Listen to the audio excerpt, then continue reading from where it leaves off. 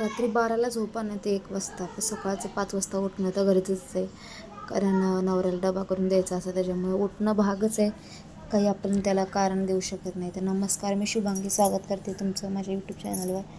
तर तुम्ही अजून माझ्या चॅनलला सबस्क्राईब केलं नसेल तर नक्की सबस्क्राईब करा. तर माझ्या नवऱ्याची होती संकष्टी, आज अंगारकी चतुर्थी होती. तर त्याची तयारी चालू आहे. सकाळी लवकर उठून त्यांना आंघोळीला पाणी ठेवून मग हे मी लागले होते खिचडीच्या तयारीत. तर रात्री साबुदाणा भिजत घातला होता आणि त्यांच्यासोबत मी पण उपवास पकडला होता. तर म्हटलं त्यांच्यापुरती सुरुवातीला बनवून द्यावी. मग तर पाणी वगैरे उतरून दिलं त्यांना आणि मग इकडे खिचडीची तयारी सुरू केली मी.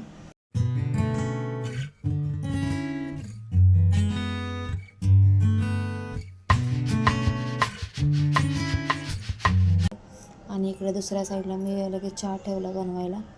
कारण सकाळचं एक अर्धा पाऊण तासाचा स्वयंपाक उरकायचा असतो मला. त्याच्यामुळे आज तर काही जास्त लोड नव्हता स्वयंपाकाचा, कारण फक्त खिचडी होती त्याच्यामुळे त्याला काही जास्त वेळ जात नाही. त्याच्यामुळे जरा माझं आरामात काम चालू होतं. तर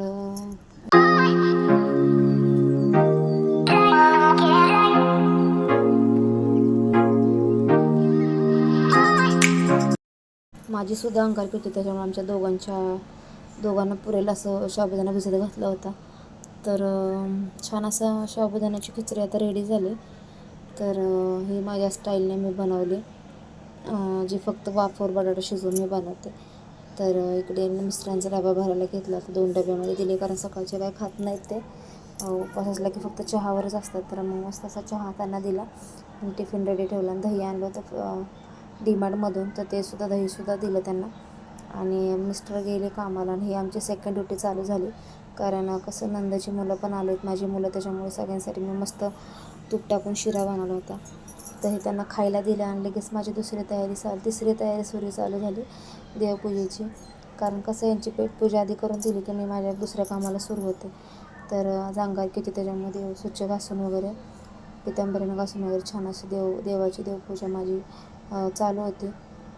आणि मग हे आहे सगळं इव्हिनिंगचं रुटीन. तर आज अंगारकी होती त्याच्यामुळं जायचं होतं मंदिरात, मग काय करणार, असं नाही जायला भेटलं. पण मिस्टरांना जायचं होतं कामाला, तर म्हणून म्हटलं पटापटा स्वयंपाक करावा. आणि हे मी लागली मोदकाच्या तयारीला. स्वयंपाक करून घेतला पटकन आणि हे मोदक करायचे चालू होते. सासूबाईंनी खोबरं वगैरे किसून दिलं होतं, तर फक्त गूळ किसायचा राहिला होता. मग गूळ चिरून घेतला आणि मग अंदाजे जेवढं खोबऱ्याला पाहिजे तेवढं अंदाजाने मी गूळ चिरून घेतला. आणि हे थोडंसं ओलं खोबरं असल्यामुळे थोडंसं तेल टाकून ते मी थोडं 1-2 मिनटं परतून घेतलं. आणि त्याच्यानंतर त्याच्यामध्ये चिरलेला गूळ टाकला आणि ते सगळं मेल्ट करून घेतलं गूळ. आणि वरून थोडंसं त्याच्यामध्ये मीठ टाकलं आणि आपली इलायची कुटून घेतली होती, तर तीसुद्धा त्यामध्ये टाकली. त्यानं खूप छान स्मेल असा येतो आपल्या मोदकाच्या सारणाला. असं रेडी आहे मोदकाचं सारण. आणि पीठ तर मळलेलंच होतं, तर मग काय मस्त अशा पटापट लाटून घेतले लाट्या आणि असे मोदक बनवून घेतले. हे गव्हाच्या पिठाचे होते मोदक. आणि फायनली रेडी झाले मोदक आणि आता ते वाफेवर ठेवले रेडी व्हायला. तर एक 15-20 मिनटं, अर्धा तास लागतोच म्हणा. तर मस्त असे हे मोदक बघा माझे रेडी झाले आहेत. तर जरा छोटे मोठे झाले आहेत, कारण सारण व्यवस्थित पुरलं नव्हतं, त्याच्यामुळे घाईमध्ये केलं मी. आणि हे थंड झाल्यानंतर एका साईडला ताटामध्ये 21 मोदक काढले, का तर नैवेद्य दाखवायचं होतं 21 मोदकाचा. तर असे हे रेडी आहेत माझे मोदक.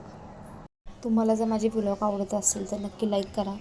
चॅनलला सबस्क्राईब केलं नसेल तर नक्की सबस्क्राईब करा. भेटू अशाच व्हिडिओसाठी नेक्स्ट व्लॉगमध्ये. तोपर्यंत टाटा, बाय बाय.